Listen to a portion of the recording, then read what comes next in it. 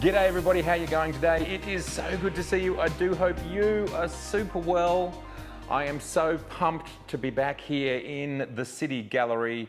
I'm back, Mark is back, and it's 2022 and we are hoping for bigger and better things from 2022 than we've had for the last 2 years, where we haven't been here half the time. Pretty insane when you think about it.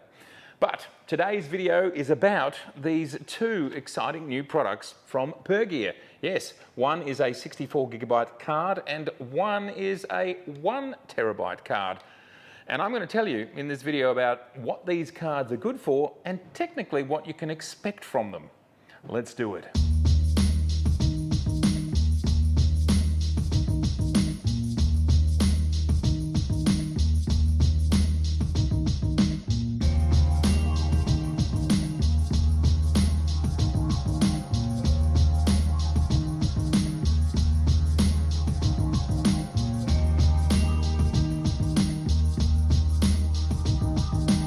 Now these cards have been provided by Pergear, but no money has changed hands. And my thoughts and opinions around these cards are completely my own, and Pergear have no say in what I tell you. And some people have said, well, look, you know, you get these things and then you get to sell them. But look, it's actually not like that. Once you have gear like this, from my perspective, I want to continue to review it. I want to continue to have it available so I can say to you in 2 years' time, yes, this lens is still working, or yes, this card is still working. So we don't sell them. If they are given to us to review, we continue to review. Before we go into those specifications, indeed, we are here at the gallery. We are open. We do photo shoots.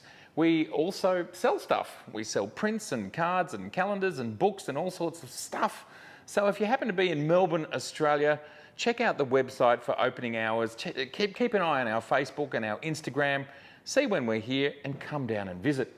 And if you would like to see me, well, I'm not here all the time, so please make sure that you get in touch just in case that's important to you. All right, let's talk about the Pergear cards. Let's talk about the 64GB card, and let's talk about the read and write speeds. But before I go any further, I just want to mention that we do have read and write speeds, but we don't necessarily, and it's quite difficult to find out, sustained read speeds.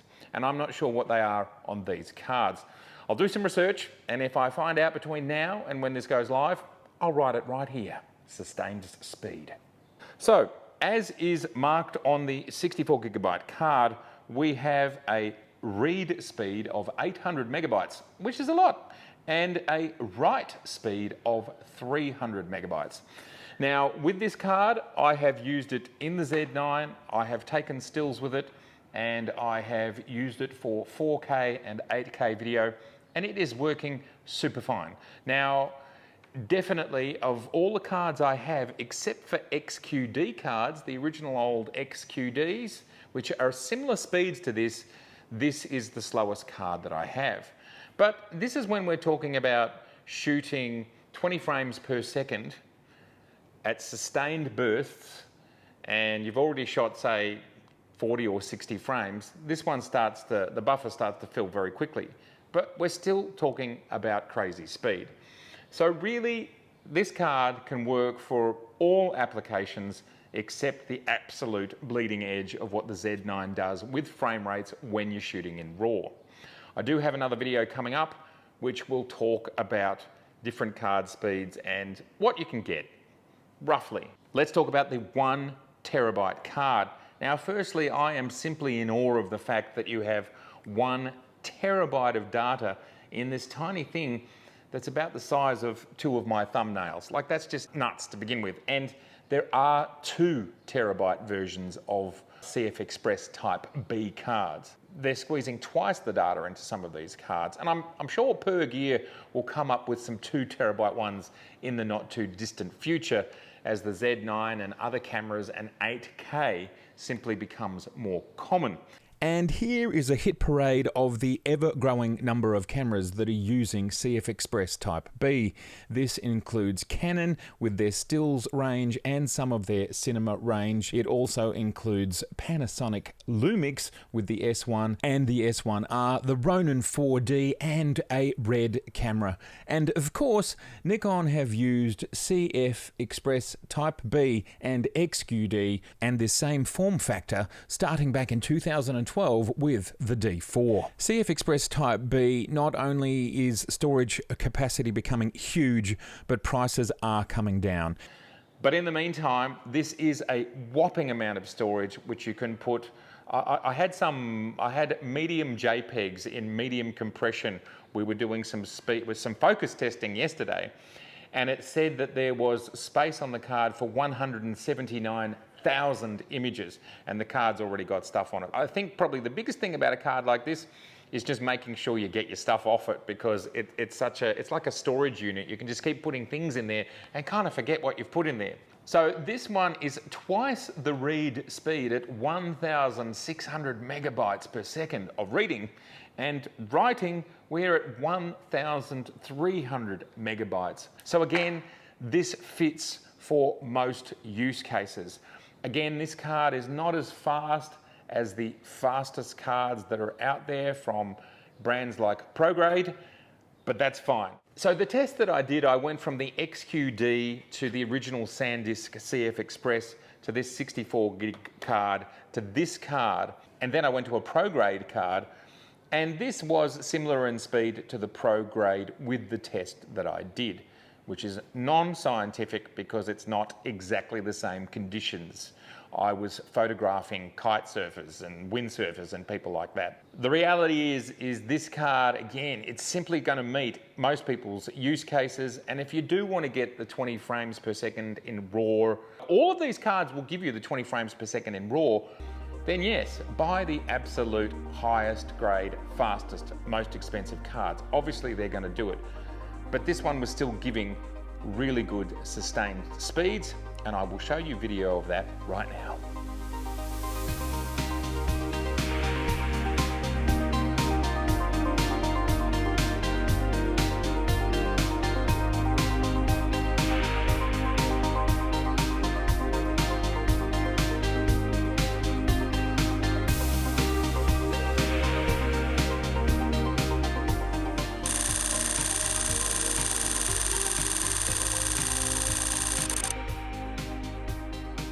So there you have it. They are two new cards from Pergear. The 64 gigabyte card in American dollars is $69. Now that is terrifically cheap for this type of media, and look, it's not getting into SD territory yet, but they are getting very cheap.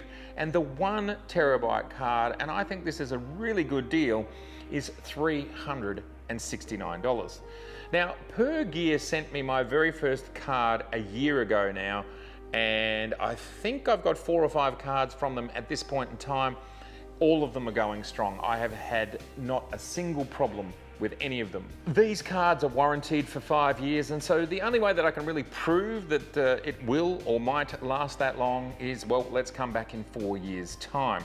But so far so good, and I've had absolutely no reason to think they're not going to go the distance. Some photographers will be telling you should be replacing your cards every 2 to 4 years anyway, just as basic maintenance. So that's something worth considering. So there we have it. There's the Pergear cards. If you'd like to get yourself one, please check out the links below this video.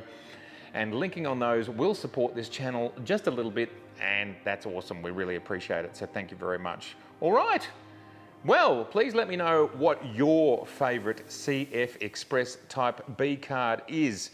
Have you used the Pergears? Do you use SanDisk or Sony? What is it that you use, that you love, that works for you? We can build a whole knowledge base here below in the comments below. So please let us all know.